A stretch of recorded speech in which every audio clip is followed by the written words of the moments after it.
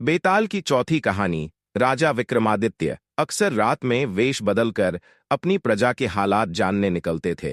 वह अपने सच्चे प्रेम से भरे दिल के साथ सड़कों पर घूमते थे। एक रात जब वह अमृत बेला में घूमते हुए शहर के चक्कर लगा रहे थे, उन्होंने देखा कि एक युवा लकड़हारा एक पेड़ पर चढ़ रहा है। उसकी आंखों में जीवन की आशा और मेहनत पर चढ़ने लगा। राजा ने आश्चर्य से देखा कि भालू कैसे उस पेड़ पर चढ़ रहा है, क्योंकि यह आमतौर पर भालू की आदत नहीं होती। युवा लकड़हारे ने जब भालू को देखा तो उसकी धड़कनें तेज हो गई। डर के मारे उसने पेड़ की शाखा छोड़ दी और सीधे धरती पर गिर पड़ा। उसकी जान चली गई। वहीं भालू ने पेड़ से नीचे उतरते ही अपनी असली पहचान बदल ली, खूबसूरत लड़की का रूप धारण कर लिया। राजा विक्रमादित्य दूर से यह नजारा देख रहे थे। उनका मन जिज्ञासा से भर गया। वह सोचने लगे, यह लड़की अब क्या करेगी। कुछ ही समय बाद राजा के दो सैनिक जो रात की गश्त पर थे वहां पहुंचे। संयोगवश वे असली भाई थे। छोटे भाई की नजर जब उस खूबसूरत लड़की पर पड़ी तो उसने बड़े भाई से कहा, बैठी है, मुझे तो शादी करनी है। बड़े भाई ने कहा, नहीं, जब तक मैं हूं तुम उससे शादी नहीं कर सकते। मुझे पहले उसका हाथ मांगना चाहिए।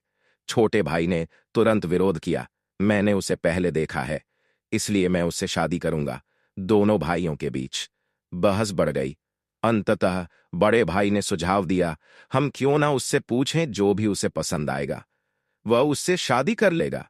जब दोनों भाई उस खूबसूरत लड़की के पास पहुंचे, बड़े भाई ने पूछा, हे सुंदरी, तुम कौन हो और यहां क्या कर रही हो। लड़की ने जवाब दिया, मैं पास के गांव में रहती हूं और अपने पति की खोज में इस जंगल में घूम रही हूं। छोटे भाई ने पूछा, तुम्हारा पति कहाँ है? अगर तुम चाहती हो तो हम तुम्हारी मदद कर सकते हैं। लड़की ने मुस्कुराते हुए कहा, मैं अभी अविवाहित हूं और एक योग्य व्यक्ति की खोज में हूं। छोटे भाई ने गर्व से कहा, हम दोनों भाई अभी अविवाहित हैं, तुम चाहो तो किसी एक से शादी कर सकती हो। लड़की ने एक शर्त रखी, मैं उससे ही शादी करूंगी जो तुम दोनों में से सबसे बहादुर और शक्तिशाली होगा। यह सुनकर दोनों भाइयों में लड़ाई शुरू हो गई। अपनी बहादुरी साबित करने के लिए उन्होंने अपनी तलवारें निकाली और एक दूसरे को घातक चोटें पहुंचाई। अंततः दोनों भाइयों ने एक दूसरे को मार डाला और लड़की ने खौफनाक तरीके से हंसते हुए एक दिशा में चलना शुरू किया। राजा विक्रमादित्य, जो दूर से यह सब देख रहे थे, एक कदम और बढ़ते हुए उस लड़की का पीछा करने लगे। लेकिन इस घटना ने उनकी सोचने की शक्ति को जकड़ लिया। सूरज की किरणें धीरे धीरे चमके। उनकी जिज्ञासा उस रहस्यमयी लड़की के बारे में जानने की थी। लगभग 200 कदम चलने के बाद राजा विक्रमादित्य की आंखें फिर से चौंधी आ गई। अब उस खूबसूरत लड़की ने अपना रूप बदलकर एक जहरीले नाग का रूप धारण कर लिया। वह नाग तेजी से आगे बढ़ा। नाग ने एक नदी के किनारे पहुंचकर कुछ क्षण रुका और फिर अचानक नदी में कूद गया। ये सब देख रहे थे। थोड़ी ही देर में नाग ने एक नाव पर छलांग लगा दी, जिसमें लगभग 20 से 25 लोग सवार थे। जैसे ही नाग ने नाव में प्रवेश किया, वहां अफरातफरी मच गई। लोग अपनी जान बचाने के लिए नदी में कूद पड़े। जो तैरना जानते थे वे तैर कर किनारे तक पहुंच गए और जो जो नहीं जानते थे वे डूबकर मर गए। कुछ समय बाद नाग नदी से बाहर आया और नदी के किनारे चलने लगा।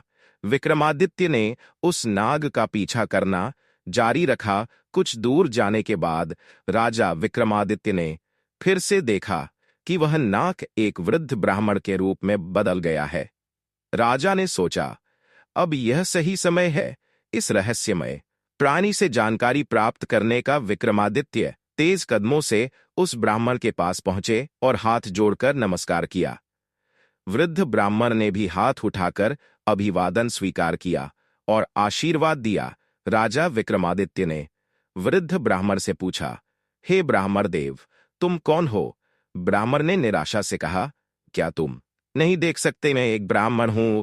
राजा ने फिर से कहा, तुम झूठ बोल रहे हो, तुम ब्राह्मण नहीं हो है ना। ब्राह्मण ने चिढ़ते हुए कहा, फिर तुम मुझे बताओ मैं कौन हूं? राजा ने कहा, तुम वह नहीं हो जो तुम दिखते हो।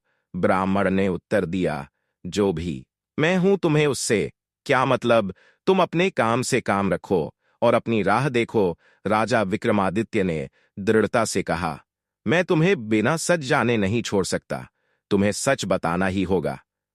ब्राह्मण ने फिर कहा, मैंने तुमसे कहा ना कि मैं एक ब्राह्मण हूं। राजा ने कहा, मुझसे झूठ नहीं बोल सकते।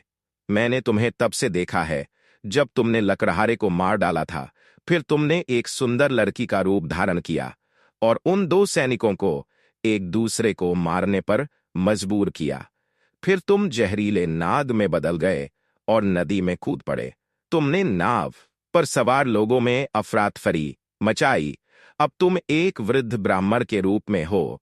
सच सच बताओ, तुम कौन हो? राजा विक्रमादित्य की बातें सुनकर ब्राह्मण ने कहा, अगर मैं नहीं बताऊं तो तुम क्या करोगे? राजा ने अपनी तलवार निकालते हुए कहा, तब तैयार हो जाओ मकरने के लिए। तुम्हें नहीं पता कि यह विक्रमादित्य की नगरी है। तुम इतने लोगों की जान लेकर इस पवित्र राजा के राज्य में जीवित नहीं रह सकते। अब सच्चाई बताओ। ब्राह्मण ने राजा की इस प्रशंसा पर जोर से हंसते हुए कहा, मुझे पता है कि यह शहर सम्राट विक्रमादित्य का है और तुम वही विश्व प्रसिद्ध सम्राट हो। फिर भी एक बात जान लो, तुम मुझे नहीं मार सकते। एक दिन आएगा जब मैं तुम्हें मरने पर मजबूर कर दूंगा। राजा विक्रमादित्य उसकी बातों को सोचने लगे। जो इस भेष में भी मुझे पहचानता है, वह साधारण व्यक्ति नहीं हो सकता। फिर उन्होंने थोड़ी विनम्र दिखाई और कहा, अब जब तुमने मुझे पहचान लिया है, कृपया मुझे बताओ कि तुम सच में कौन हो? ब्राह्मण ने कहा, तुम एक राजा हो और राजहट पर अड़े हुए, इसलिए मुझे तुम्हें सारी बातें बतानी पड़ेगी। मगर तुम मेरी बातों में विश्वास नहीं करोगे, इसलिए सबसे पहले मुझे तुम्हें बताना होगा कि मैं कौन हूं। तो हे राजा, ब्राह्मण ने कहना शुरू किया, अब ध्यान से सुनो कि मैं कौन हूं और तुम्हारी राजधानी में क्यों आया हूं। मेरा नाम काल है। तुम जानते हो कि इस दुनिया में जन्म लेने वाले सभी जीवों की मृत्यु निश्चित है। इसलिए इस भूमि को मृत्यु लोक भी कहा जाता है। जब कोई जीव मां के गर्भ में आता है तो सब कुछ बनने के बाद आत्मा उसमें प्रवेश करती है और जीवन जागृत होता है। इसी समय उसके मृत्यु का समय, स्थान और परिस्थितियां भी सृष्टिकर्ता द्वारा निर्धारित की जाती हैं। हे राजा, ब्राह्मण ने आगे कहा, तुम जानते हो कि चित्रगुप्त हर जीव की जीवन और मृत्यु का रिकॉर्ड रखते हैं। जब किसी जीव की मृत्यु का समय आता है तो वह धर्मराज को सूचित करते हैं। अब चूंकि सभी जीवों की मृत्यु और मुक्ति का विभाग भगवान शिव के पास है, इसलिए धर्मराज भगवान शिव से अनुमति मांगते हैं कि उस जीव को मृत्यु दी जाए। जब भगवान शिव अनुमति देते हैं तो धर्मराज मुझसे यानी काल से कहते हैं कि जाओ और उस व्यक्ति की जान ले लो। तब मैं इस मृत्यु लोक में आता हूं। ब्राह्मण ने अपनी बातें जारी रखी, मुझे पता होता है कि कौन जीव कब, कहां और किन परिस्थितियों में मरेगा। मैं उस जीव को निश्चित स्थान पर निश्चित समय पर पहुंचाता हूं जहां उसकी मृत्यु लिखी गई होती है। मैं वही परिस्थितियां और स्थिति बनाता हूं। हे राजा, ब्राह्मण ने कहा, मैंने उस लकड़हारे को नहीं मारा। राजा विक्रमादित्य ने कहा, तुम फिर से झूठ बोल रहे हो। मैंने अपनी आंखों से देखा कि तुम उस लकड़हारे की मृत्यु का कारण बने। ब्राह्मण ने कहा, बिल्कुल मैं कारण बनता हूं, लेकिन भौतिक लोग सोचते हैं कि लकड़हारा पेड़ से गिरकर के आदेश का पालन करना होता है। उसकी मृत्यु पेड़ से गिरने के कारण लिखी गई थी, इसलिए मैंने एक रूप धारण किया और वही परिस्थितियां उत्पन्न की ताकि वह उस घटना का शिकार हो जाए। सोचो, ब्राह्मण ने समझाया, अगर मैं असली ऋच होता तो क्या वह कभी पेड़ पर चढ़ पाता? वह कभी नहीं चढ़ सकता था, लेकिन मैं वहां था और मेरे लिए कुछ भी असंभव नहीं है। अगर हम उन सैनिक भाइयों की बात करें तो मैंने उन्हें भी नहीं मारा, क्योंकि उनकी मृत्यु एक दूसरे के हाथों लिखी गई थी।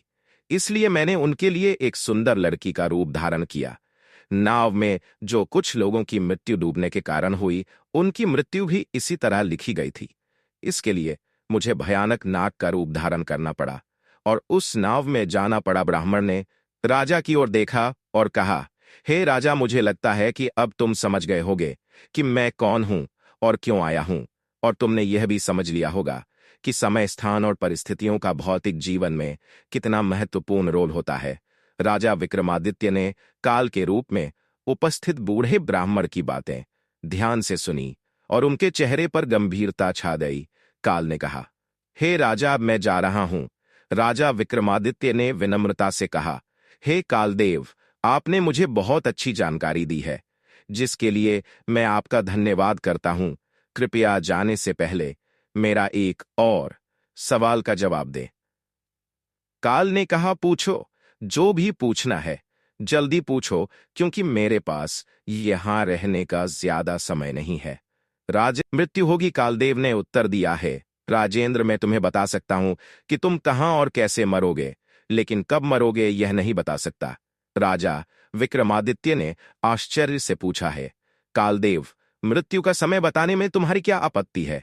काल ने गंभीरता से कहा है, राजा, अगर मैं तुम्हें समय पहले से बता दूं तो तुम इसी पल से चिंता करने लगोगे, और तुम जानते हो चिंता चिता के समान होती है।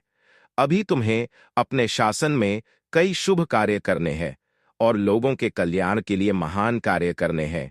राजा विक्रमादित्य ने संतोष से कहा, ठीक है, अगर समय नहीं बता सकते तो कम से कम मुझे बताएं कि मैं कहां और कैसे मरा जाऊंगा। काल ने कहा, सुनो राजन, तुम्हारी मृत्यु तुम्हारे अपने महल में सीढ़ियों से फिसल कर होगी। यह सुनकर राजा विक्रमादित्य की आंखें चौड़ी हो गई। काल ने अपनी बात कहकर तेजी से एक दिशा में चलना शुरू किया और कुछ दूरी पर वह अदृश्य हो गया। अब तक सूर्यदेव भी अस्त हो चुके थे और चारों ओर अंधेरा छा गया था। राजा विक्रमादित्य अब शारीरिक और मानसिक रूप से थक चुके थे। अपने मन में गहरी सोच के साथ उन्होंने तेज कदमों से अपने महल की ओर बढ़ना शुरू किया। दोस्तों, आज की कहानी ने हमें गहरे सत्य से अवगत कराया कि काल किसी का इंतजार नहीं करता। चाहे राजा विक्रमादित्य हो या हम, हर किसी के जीवन में समय और परिस्थितियों की महत्वपूर्ण भूमिका होती है। इसलिए जीवन को संजीवनी की तरह जिए और हर पल का सम्मान करें। दोस्तों, यह थी आज की कहानी। जल्द ही हम इसके अगले भाग को लाएंगे। तब तक के लिए कृपया हमें सपोर्ट कीजिए। चैनल एस के गुरु को सब्सक्राइब